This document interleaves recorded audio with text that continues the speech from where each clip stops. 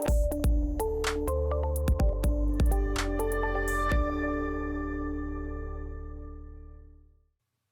guys, this is Ian Floyd, the host of the Love and Sensibility podcast. And this is a new segment I'm starting. It's called Love Matters. And basically what this is that I'm going to take a question from my audience, you guys, at random, and I'm going to answer it here on this program. It's just going to be like a really quick tip segment, just to kind of give you some direct feedback from some of the problems that you guys have been dealing with. So without further ado, I got a question here from Hopeless Romantic. And basically she's asking, she says she's been in a relationship, just broke out of a relationship that was just over a year, and she's been out of it for roughly a month, and wants to know when is a good time to start dating again. So now this is an interesting question that a lot of people want to know, and what's interesting is the term dating again. Now, I don't have a problem with people going out and just dating. If you broke out a relationship and you want to go out on dates, go out on dates. What I do have a problem with is that when you start trying to give your heart to someone when you just broke up with someone. Now that's something that's totally different. Now if you've been dating for a long time, and depending on the breakup, depending on how hard the breakup was, depending on whether it was mutual, whether where your heart is, but when you break up with someone, your heart is still tender, no matter how smooth you want to call the breakup. There's any such thing as a smooth breakup, but your heart is still tender, your heart is still sore, and you need time to heal. And so you don't want to give your heart away or attempt to give your heart away to someone until that healing process is completed.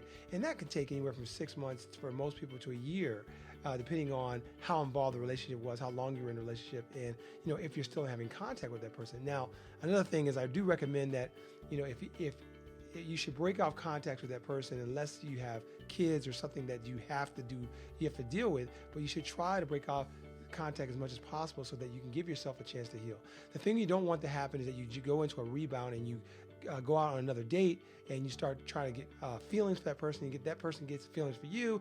And in reality, you're not ready. You're just really looking for a substitute for the feelings the void that you're feeling. The best way to know whether you're ready to go out and get into a serious relationship, or at least look for a serious relationship, is that you're comfortable spending time by yourself. A lot of people don't understand that. You need to spend time by yourself. You need to be comfortable doing things by yourself.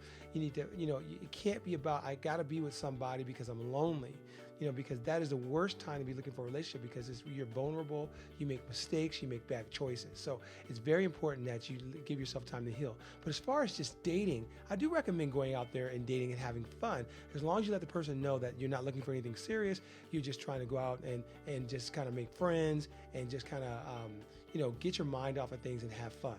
So that's my recommendation, and hopefully that you will find that useful.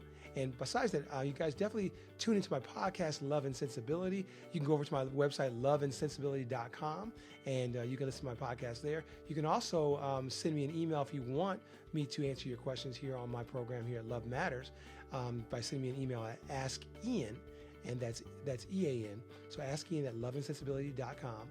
And I'll be more than happy to answer one of your questions here on this segment. So I'll be doing this segment a couple times a week, along with this show, my podcast, Love and Sensibility. So definitely appreciate you tuning in, and make sure. Also, by the way, there is a Ask Ian tab on the website. So if you want to leave me a voicemail, you can do that as well. Just hit the Ask Ian, leave a message tab for Ian right there on the left-hand side. And once you click that, you can actually leave a message right through your browser, as long as you have a microphone attached to it. So definitely love to hear your voice, and I can play your voice here as well. So again, thanks so much for tuning in, and I'll see you next time on Love Matters.